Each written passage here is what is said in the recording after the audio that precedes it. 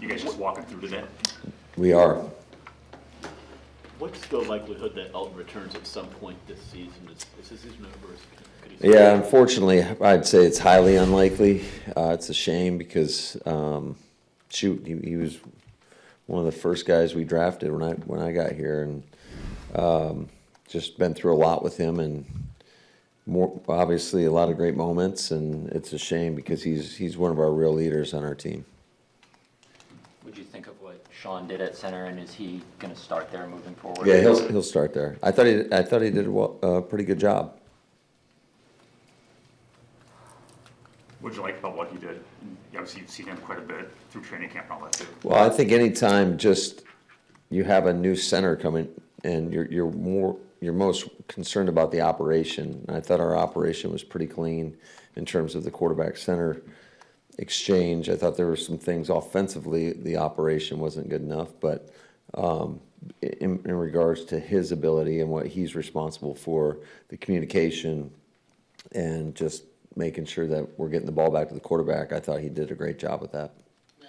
I know it was only half a season with Elton, but did you see enough to think that he is a center long-term, or is that all up for discussion in the offseason? Yeah, I think he did a really good job, and I think the more he played, the more comfortable he got within that position. And like I said, it's an unfortunate deal. Is Dobbs okay? He should be good to go. What's the challenge that Jameis is going to throw at you guys? Well, I'm very familiar with Jameis going back to my days in Atlanta. A guy that's obviously played a ton of ball. He plays fearless. He's going to let it rip. And just, I would say more than anything, he's a big time. I think he's a really good leader, a big time energy guy. And like I said, he's just going to, and we know he'll let it rip.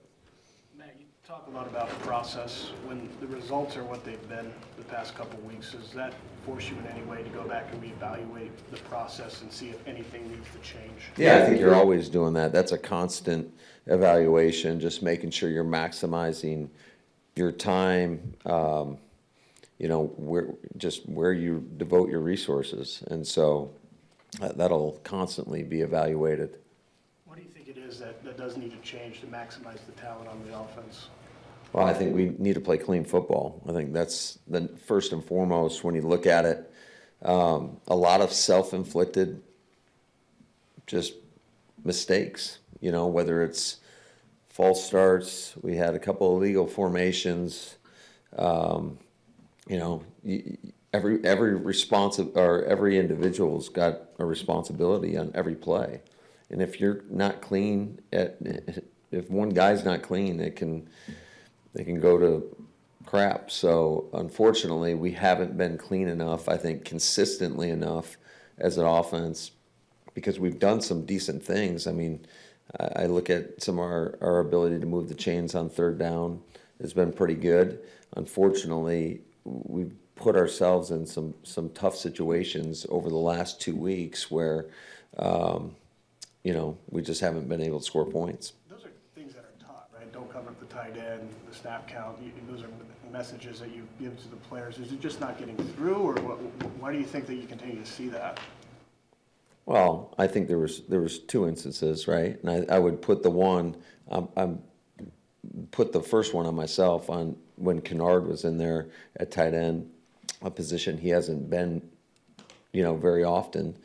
And then the other one is in 2 minute, and that's where we have to have guys that are clearly communicating with one another. I mean, I think we have enough experience where that should not happen.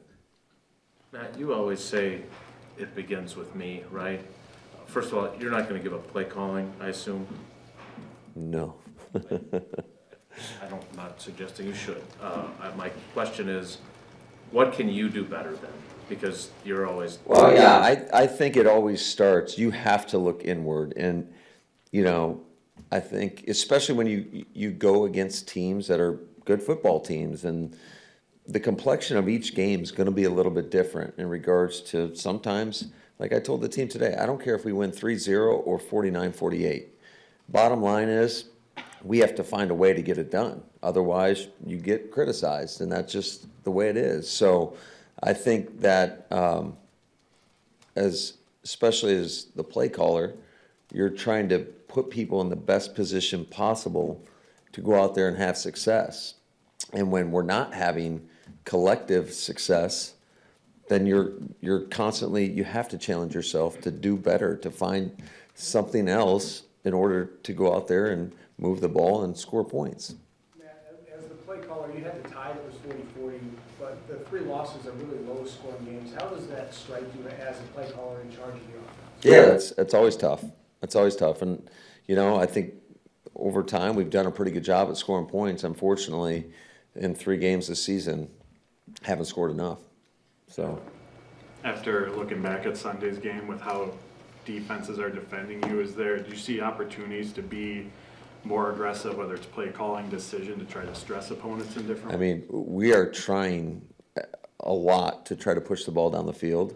It just depends on what you're seeing. You can force it down the field, and we did it a couple weeks ago, and it was an interception. So, I think the whole thing for us, and if you look at our track record, our history, is we have to be efficient and effective, especially when we're getting shell defenses. You have to be able to run the football.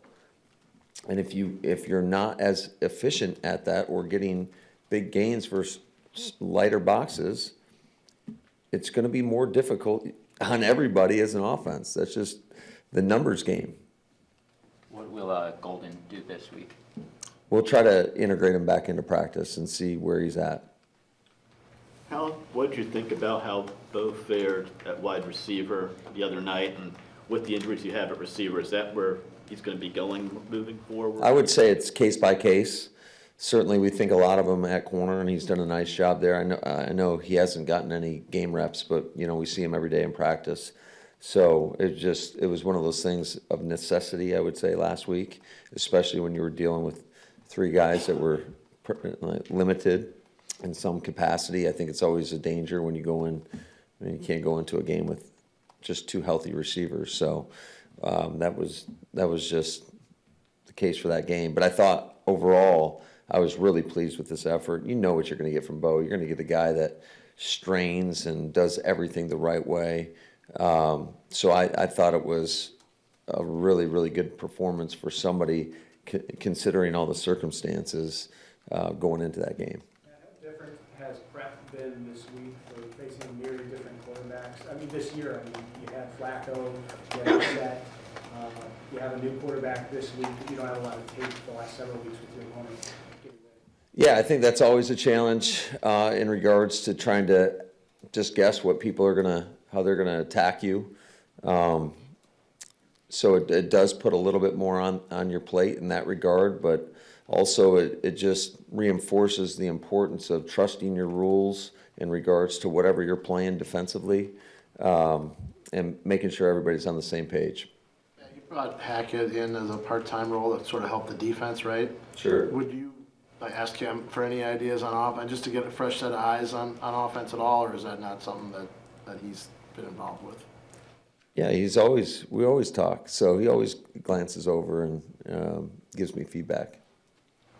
Maybe this is the same as what just Davis asked, but they got a new coach as well. Was that a challenge? Did you have any history at all with Kafka? I do not. Outside of knowing him more as a player in this league. But yeah, that presents a little uncertainty in itself, just, in terms of how aggressive they may or may not be, and just his overall philosophy.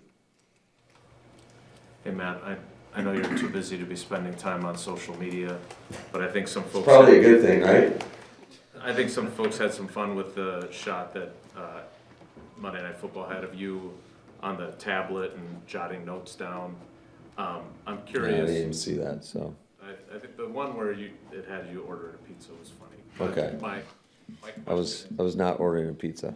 So I've seen you go to Jordan a bunch on the bench to talk about what you want to do the next series, but when the defense is on the field, is that something you've done before where you're trying to just focus on, all right, I need to come up with some other ideas? Does that say what you feel about Jeff, that you can do that and feel comfortable that you're not missing anything? I've done that since I've been here.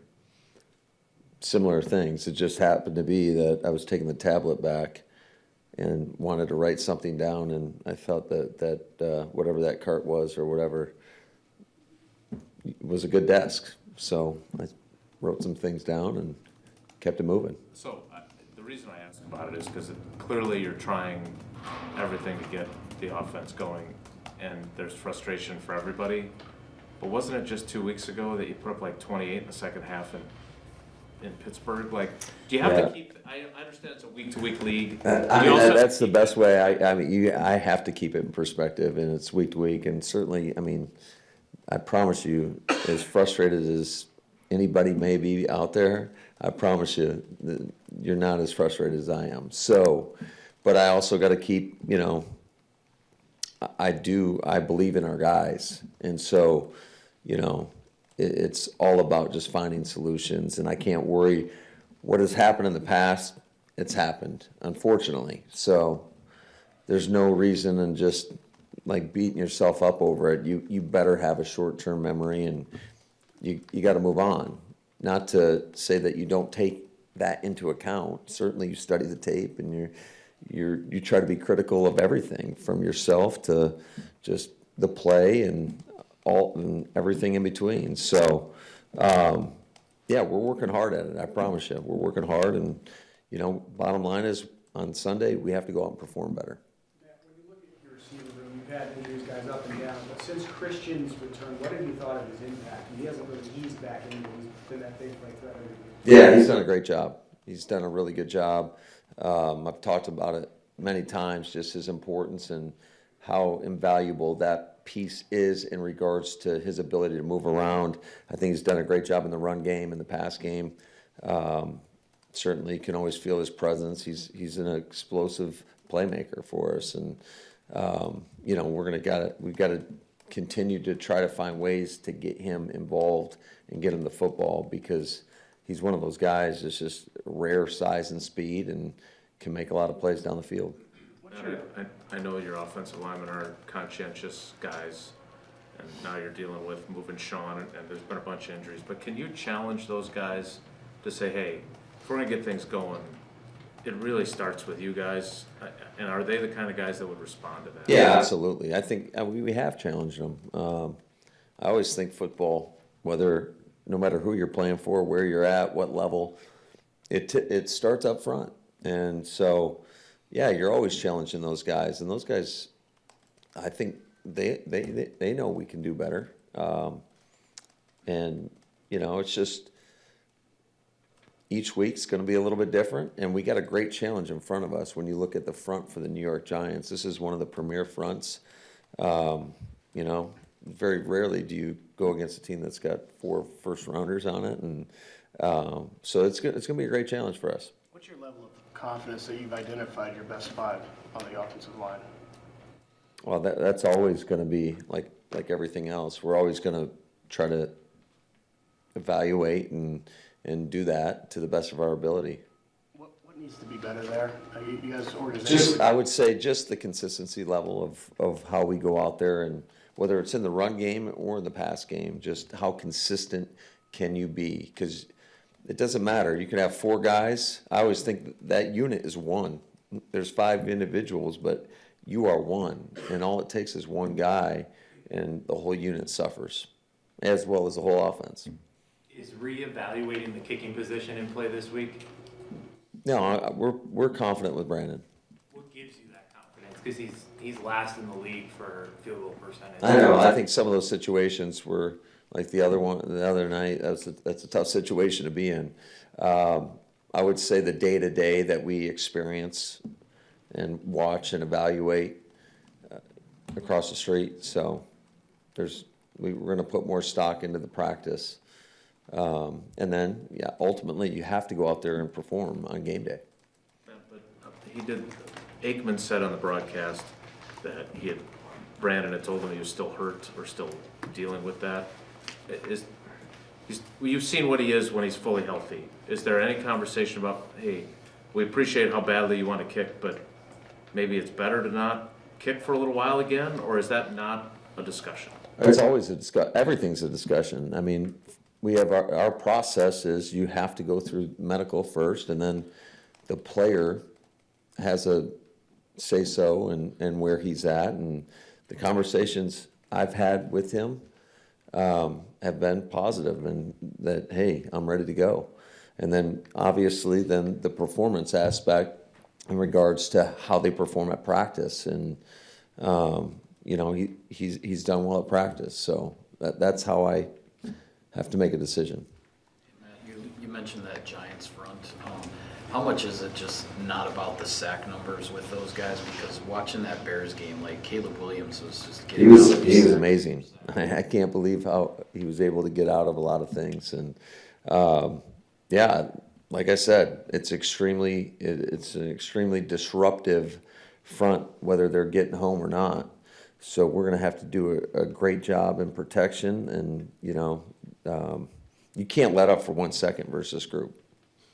Correct me if my interpretation here is way off, but you mentioned needing to run the ball to open up the downfield opportunities. Isn't that a double-edged sword to a degree? Because with defenses maybe knowing that these might be more running situations then, in terms of trying to get the downfield opportunities? Yeah, I think one thing that you guys don't always get the insight on is, I shouldn't say a lot of plays, but there are certain plays that have a run-pass option. And based on what is presented, if they're going to play soft shell, you're going to hand the ball off.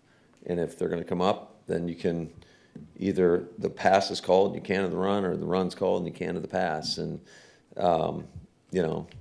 unfortunately, I shouldn't say unfortunately, just I would say it's a byproduct of what we're seeing, has presented some run situations.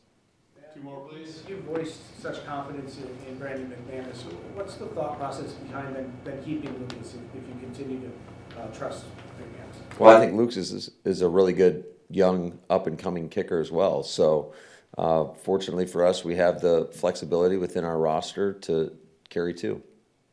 Will Van Ness get going this week, you think? I would hope so, but I can't confirm that right now.